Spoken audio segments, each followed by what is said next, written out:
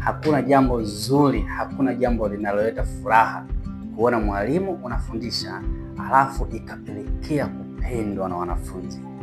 Jambo zuri sana, jambo ambalo linaleta amani ya moyo. Sasa katika video yetu hii ya leo hii nitaelezea baadhi ya faida ambazo wanapata walimu wote wanaopenda wanafunzi pindi tu wanapokuwepo kazini. Faida ya kwanza ambao wanaipata walimu ambao wanapenda wanafunzi ni kupata matokeo mazuri, matokeo chanya ya kitaaluma. Unajua, wanafunzi wanapokuwa wanampenda mwalimu, wanamsikiliza, wanampa ushirikiano wa kutosha, wanakuwa huru kuuliza maswali, wanakuwa huru kuelezea changamoto zao pindi tu wanapokuwa wanapata matatizo, yaani hawamwogopi.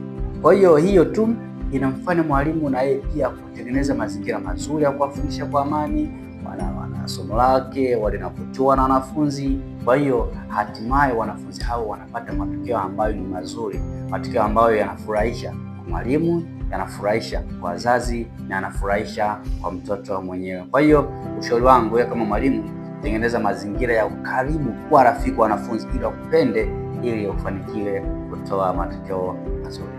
Lakini faida nyingine ni kutengeneza heshima ya kweli. Wanafunzi wanapokuwa wanamchukia mwalimu, hawampi heshima ya kweli, hawamheshimu ile heshima ya ndani, wanakuwa na mheshimu, tunasema ni nidhamu ya woga. Kwa hiyo kama wewe ni mwalimu na kweli unapenda upate heshima ya kweli, hata pindi wanafunzi wanapokuwa wamemaliza shule bado wao wanaendelea kukumbuka, basi tengeneza mazingira mazuri ya wao kukupenda wanao karibu. Lakini jambo lingine ni kazi inakuwa rahisi kwa sababu unapata ushirikiano wa kutosha. Alafu kitu kingine, hawa wanafunzi watakumbuka kwamba hawa wanafunzi wanakuwa kama ni wawakilishi, wanapeleka taarifa. Kama ni mwalimu mbaya, basi taarifa zinafika kwa wazazi, lakini pia kama ni mwalimu mzuri, basi hawa wanakuwa ni mashahidi wa kupeleka taarifa kwa wazazi wao. Lakini pia hawa pia wanakuwa ni mashahidi kwa walimu wengine.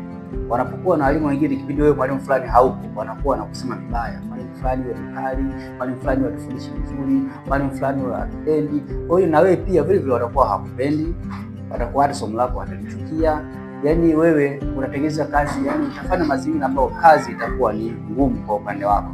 Kwa hiyo kama kweli unapenda kazi yako iwe rahisi wewe kama mwalimu, basi tengeneza mazingira chanya, tengeneza mazingira rafiki yenye kufanya kupendwa ili upate matokeo mazuri ya